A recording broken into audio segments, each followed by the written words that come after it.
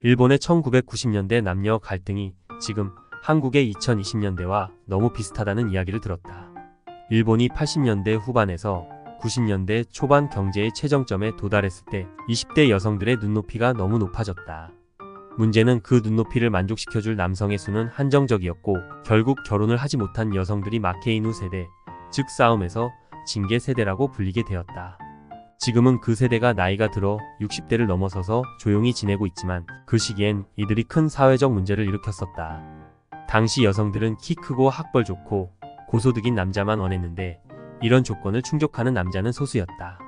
결국 결혼을 못한 여성들이 많아지면서 일본 사회는 혼밥 문화가 발달했고 현재 일본 인구의 30% 이상이 65세 이상인 이유도 바로 이 시기에 결혼하지 못한 여성들이 노년층으로 진입했기 때문이다. 당시 3고 세대라 불리던 20대 여성들이 특히 심각했다. 키 큰 남자, 고학력 남자, 고연봉 남자만 찾았던 것이다. 이런 현상은 지금 한국에서도 유사하게 나타나고 있다. 한국의 30대 미혼 여성들도 눈높이가 비정상적으로 높아졌다고 한다. 물론 모든 여성이 그렇진 않겠지만 세계적으로 봤을 때 한국 여성들의 결혼 상대 기준이 상당히 높다는 것은 부정하기 어렵다. 일본에서는 이런 여성들이 40대에 접어들면서 정신을 차렸지만 이미 늦어버린 경우가 많았다. 40대 여성에게 진지한 사랑을 주고 결혼을 하고 싶어 할 남자는 많지 않았다. 여성이 능력 없는 남자를 거들떠보지 않듯 남성도 나이 많은 여성을 진지하게 생각하지 않는다. 하룻밤의 재미를 말하는 게 아니다. 진짜 인생을 함께할 상대를 선택하는 문제에서 나이 많은 여성들은 점점 배제되었다. 이 마케이누 세대가 40대가 되고 나서는 국가의 지원을 요청하기 시작했다. 하지만 그 아래 세대, 즉 10대와 20대 여성들은 너희가 콧대 높게 굴다가 결혼 못한 건데 왜 우리한테 혜택을 요구하느냐며 냉소적으로 반응했다. 이때부터 마케이누라는 조롱 섞인 단어가 탄생했다. 일본 미혼 여성들은 그 시기를 지나며 정말 힘들게 살았다. 많은 이들이 이제 60대, 70대가 되었고 기력이 없는 채로 조용히 삶을 이어가고 있다. 하지만 그들은 한 세대가 결혼을 포기함으로써 사회적 문제를 만들었다. 한국도 비슷한 길을 걸을 가능성이 높다. 코로나 시기를 지나며 자산 버블을 경험한 한국 여성들의 눈높이가 더욱 높아졌고 이로 인해 결혼을 못하는 사람들이 대거 늘어날 것으로 보인다. 결혼을 하지 못한 이들이 40대 이후에 접어들면 경제적, 사회적으로 더욱 힘들어질 것이고 그때는 국가의 지원을 요구할 가능성이 크다.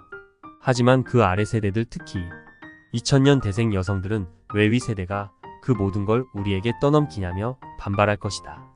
그 결과 한국에서도 일본과 마찬가지로 젊은 여성들이 40대 미혼 여성들의 삶을 보면서 결혼의 중요성을 깨닫고 여성성을 기르려는 방향으로 나아갈 가능성이 있다.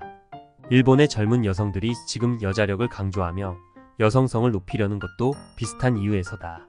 아이러니하게도 위세대 여성들이 외쳤던 Girls Can Do Anything이 오히려 남성성을 억누르고 초식남을 만들어 결혼을 회피하게 만든 원인이 되었다. 이 과정에서 젊은 여성들은 남녀 갈등의 결과를 직접 목격하며 더 이상 그러한 길을 선택하지 않으려는 학습 효과를 얻었다. 결국 남자의 성 전략은 여러 여성을 만나는 데 있지만 여자의 성 전략은 가장 우수한 남자를 오래 곁에 두는 것이다. 그것이 결혼을 통해 실현된다. 지금의 90년 대생은 이런 남녀 갈등 속에서 희생될 가능성이 크다.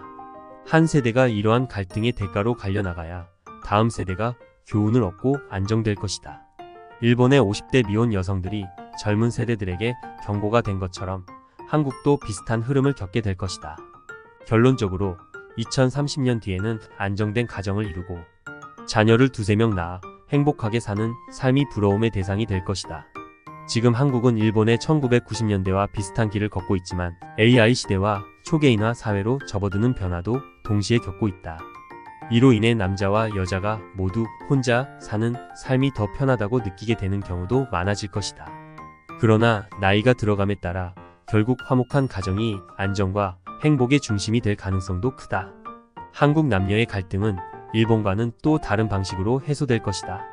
국제 결혼 열풍이 일어나고 한국 내에서의 남녀 대립이 희석되며 초개인화된 삶이 선택지로 자리 잡을 것이다.